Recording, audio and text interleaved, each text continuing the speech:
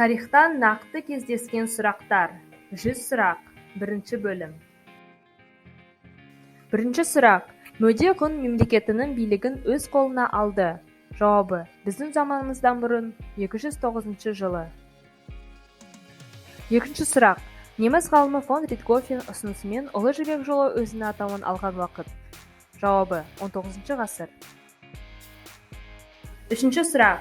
1510 жылы Мұхаммед Шайбани Қасым Сұлтаннан жеңіледі. Жауабы: Сығанақ түбінде. Төртінші сұрақ. Абылай хан аузын айға білеген батырым деп атады. Жауабы: Қабанбайды. Бесінші сұрақ. 18 ғасырда жоңғарларға қарсы жорықтардың бәріне қатысқан жырау. Жауабы: Үмбетей. Алтыншы сұрақ. Индустрияландырудың даму қарқыны Қазақстанда бүкіл КСРО-ға қарағанда жоғары болды және 1940 жылы Қара Республикаға қарасында иеленді. Жауабы: 6 орынды. Жетінші сұрақ. 1867 және 1868 жылдардағы реформалардың кейін денсаулық саласына енгізілген өндіріс. Жауабы: облыс уездерге дәрігер тағайындалды. Сегізінші сұрақ. Алдын ала көзделмеген төтенше шығындар жұмсауға тура келгенде тез жиналатын салық түрі. Жауабы: қара шығын. Тоғызыншы сұрақ. Қазақ зергерлерінің жасаған бұйымдары. Жауабы: сақина. Оныншы сұрақ. 1917 жылы Орынбордағы бірінші Торғай облыстық съезінде мұсылмандар ұйымы атынан делегаттар қатысқан өңір. Жауабы: Өзбекстан. 11-ші сұрақ. Ежелгі сысырлықтардың діни наным сенімдері бойынша табынған құдайы. Жауабы: Амон-Ра. 12-ші сұрақ. Ежелгі Үндістанда Чандрагупта негіздеген жаңа билеушілер әулеті. Жауабы: Магадха. 13-ші сұрақ. 1099 жылдың шілде айында кескілескен шабуылдан кейін кресшілер алды. Жауабы: Иерусалимді. 14-ші сұрақ. 14-ші ғасырда солтүстік Францияның Боэзия аймағында шаруалар көтерілісін басқарды. Жауабы: Гильом Каль. 15-ші сұрақ. Вена конгресі шешімі бойынша Ресейге берілген аумақтар. Жауабы: Бессарабия, Варшава герцогтігі, Финляндия. 16-ші сұрақ. Қытай басшысы Мао Цзедунның жүргізген үлкен секіріс саясатының ерекшеліктері. Жауабы: 3 жыл ішінде коммунистік қоғам құруға ұмтылды. 17-ші сұрақ. Алғашқы телеграфтық желіні жасаған өнертапқыш. Жауабы: Сильва. 18-ші сұрақ. Берлин, Рим, Токио үш бұрышы пайда болды. Жауабы: 1937 жылы. 19-ші сұрақ. 1949 жылы өзінің бірінші атом бомбасына сынақ жасап, бүкіл әлемге атом қаруының бар екенін дәлелдеді. Жауабы: КСРО. 20-ші сұрақ. 1999 жылы Югославиядағы НАТОның әскери операциясында өткізілген гуманитарлық интервенциясын заңсыз деп танылған ұйым. Жауабы: БО. 21-ші сұрақ. Мәтіндік тест. Қазақстанға нақты қауіп-қатер қуатты жоңғар мемлекетінің тарапынан төнді. 1635 жылы жоңғар хандығын құрған қонтайшы. Жауабы: Батыр. 22-ші сұрақ. Ақтабан шұбырынды алкоголь сылама кезінде қазақтардың 3/2 бөлігі қырғынға ұшыраған деп дерек қалдырған ақын философ. Жауабы: Шәкірім Құдайбердіұлы. 23-ші сұрақ. 1726 жылы бүкіл қазақтық құрылтай өткізілді. Жауабы: Ордабасында.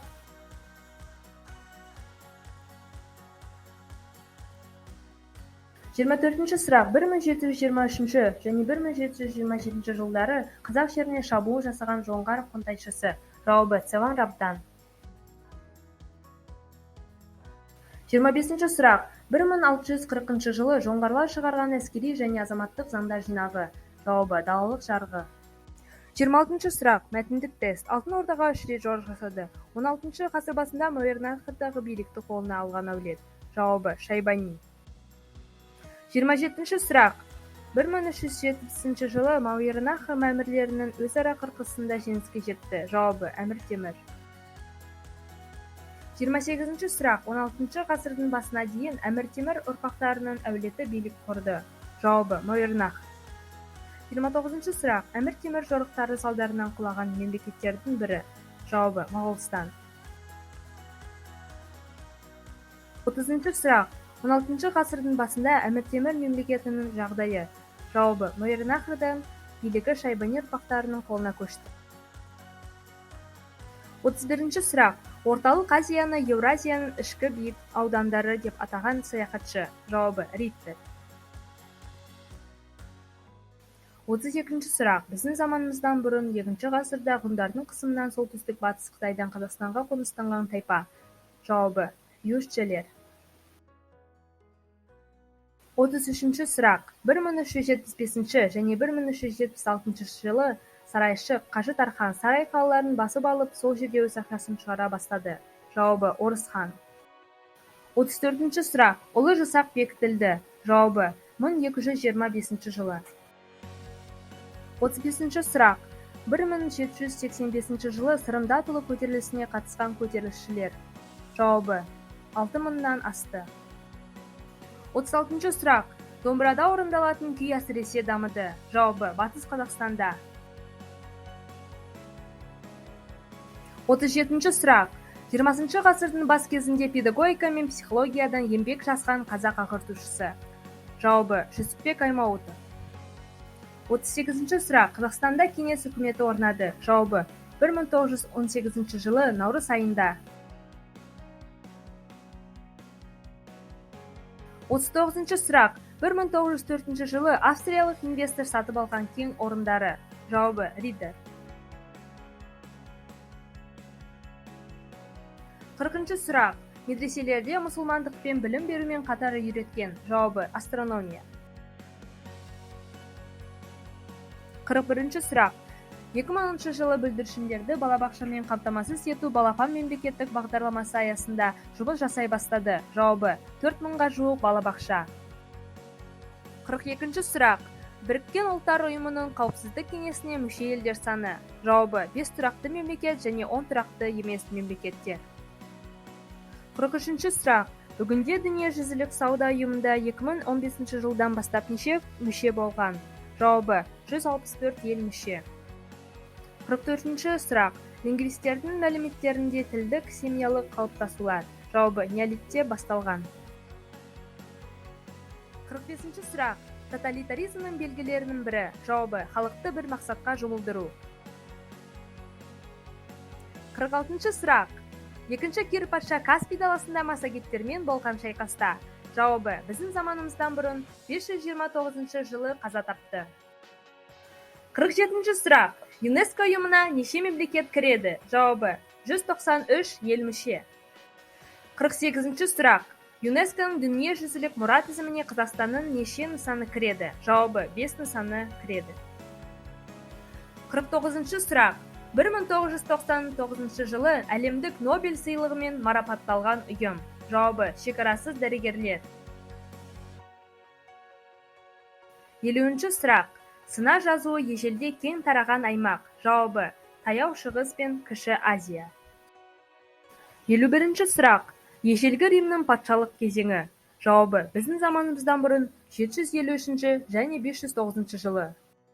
52-ші сұрақ. Біздің заманымыздан бұрын 3-ші ғасырда солтүстік Африкадағы бай қала. Жауабы: Карфаген. 53-ші сұрақ. Галлиядағы Каталаун жазығында Аттила әскері шайқасты. Жауабы: 451 жылы. 54-ші сұрақ. Римдіктердің карфагендіктермен соғысы. Жауабы: Пуни соғысы. 55-ші сұрақ. Умейядтар династиясының негізін қалаған. Жауабы: Муавия. 56-ші сұрақ. Музей сөзінің грек тілінен аудармасы. Жауабы: Музалар храмы. 57-ші сұрақ. Жеке коллекционер Леонард Лаудер осы мұражайға кубизмнің 78 туындысын сыйлаған. Жауабы: Метрополитен мұражайы. 58-ші сұрақ. Мұражай Франсис I және Людовик 14 корольдердің жеке коллекциялары есебінен толықтырылған. Жауабы: Лувр. 59-ші сұрақ. Британ мұражайының атақты экспонаты. Жауабы: розеткасы. 60-ші сұрақ. Сармат құрамында Роксолан, Сирак, Аорс тайпалары туралы айтқан грек-рим тарихшысы. Жауабы Диодор. 61-ші сұрақ. 1210 жылы Шығыс Қарахан мемлекетін басып алған. Жауабы Найман ханы Күшлік. 62-ші сұрақ. Жәнібек пен Керейді құшақ жая қарсы алған Моғолстан ханы. Жауабы Есенбұға. 63-ші сұрақ. 1723 жылы бірнеше жеңістерге қол жеткізген Әбілқайыр кімдерге қарсы соғысты? Жауабы Еділ қалмақтары. 64-ші сұрақ. Жайық өзені қашан сарқылып қалғанға дейін қазақтар ол жерден кетпейді? Жауабы Әбілқайыр хан. 65-ші сұрақ. Азамат соғысы жылдары Орынбор-Ташкент темір жолын қырқып тастаған. Жауабы Дутов. 66-ші сұрақ. 1756 жылы Қытай үкіметімен дипломатиялық қатынас орнатқан. Жауабы Абылай хан. 67-ші сұрақ. 1779 жылы қырғыздарға қарсы жорық жасаған. Жауабы Абылай хан. 68-ші сұрақ. 1919 жылы 26 желтоқсанда Ленин қол қойған декрет. Жауабы РКФСР халқы арасында сауатсыздықты жою туралы. 69-ші сұрақ. Алашорданың батыс бөлімі басқарған. Жауабы Досмұхамедов. 70-ші сұрақ. Бірнеше рулардың бірлестігі. Жауабы ұлыс. 71-ші сұрақ. Сыматянның жас кезінде айналысқан шаруашылығы. Жауабы егіншілік.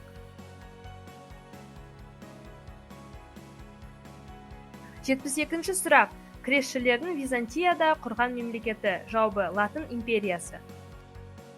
73-ші сұрақ. Англияда жеке басы ерікті шаруалар. Жауабы виландар. 74-ші сұрақ. 18-ші ғасырдың француз революциясының нәтижесі. Жауабы абсолюттік монархия құлады. 75-ші сұрақ. 1870 және 1880 жылдары канцлер болған. Жауабы Отто фон Бисмарк. 76-ші сұрақ. КСРО мен Финляндия арасындағы қақтығысқа Германияның араласуымен аяқталды. Жауабы 1940 жылы 13 наурызда. 77-ші сұрақ. 1919 жылдың қаңтар айында Германияда қабылданды. Жауабы Веймар республикасы. 78-ші сұрақ. Өз тәуелсіздігіне қарулы қақтығыстармен 1945 жылдың 17 тамызында қол жеткізді. Жауабы Индонезия. 79-ші сұрақ. 1974 жылдың сәуір айында қақтығыстар нәтижесінде өз отарларына тәуелсіздік берді. Жауабы Испания. 80-ші сұрақ. 1859 жылда солтүстік Қырғызстан мен Қазақстан арасында Ресей негізін қалаған бекініс. Жауабы Қастек. 81-ші сұрақ. 1865 жылда орыс әскерлері басып алды. Жауабы Ташкентті. 82-ші сұрақ. 1865 жылда орыс әскерлері басып алды. Жауабы Ақмешіт. 83-ші сұрақ. Шымкент, Әулие-Ата, Түркістан қалаларын орыс әскерлері басып алды. Жауабы 1864 жылда. 84-ші сұрақ. Ұлы жүзді басқаратын орган. Жауабы пристав. 85-ші сұрақ. 1095 жылда қасиетті табытты азат ету туралы екінші Урбан папа қай жерде жарлық шығарды? Жауабы Клермон қаласында. 86-ші сұрақ. Крест жорықтары кезінде Армениядағы басып алынған қала. Жауабы Одесса. 87-ші сұрақ. 1202 жылы 4-ші крест жорығын ұйымдастырған. Жауабы Иннокентий III. 88-ші сұрақ. 1187 жылы крестшілерді талқандаған. Жауабы Салахаддин. 89-ші сұрақ. Крест жорықтары кезінде көп уақыты мен қаржысын жұмсаған ағылшын королі. Жауабы Ричард I. 90-ші сұрақ. Біздің заманымыздан бұрын 165 жылы ғұндардан жеңілген юешче тайпалары қашуға мәжбүр болды. Жауабы солтүстік Үндістан мен Ауғанстан жеріне.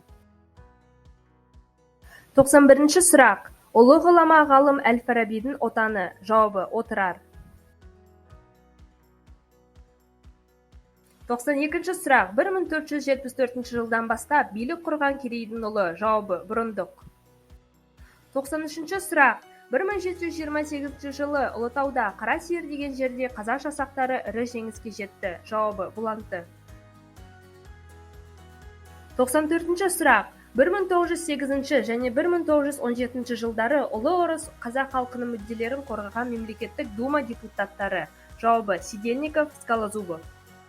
95-ші сұрақ. 1728 жылы қазақ жасақтары ірі жеңіске жеткен шайқас. Жауабы: Бұланты. 96-ші сұрақ. Игельстром реформасының мақсаттарының бірі. Жауабы: Орынборда шекаралық сот құру.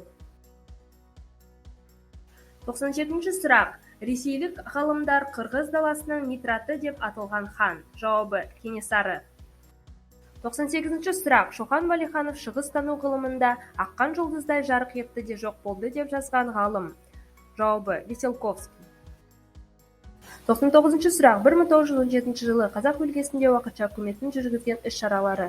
Жауабы: көтеріліске қатысушыларға келісім жариялау, Жетісу облысының зардап шеккен тұрғындарына көмек көрсету, әскерге алынғандарды қайтару. 100-ші сұрақ. Үндістандағы индуизмдегі басты үш құдай бірге бейнеленген мүсіндер атауы. Жауабы: Тримурти.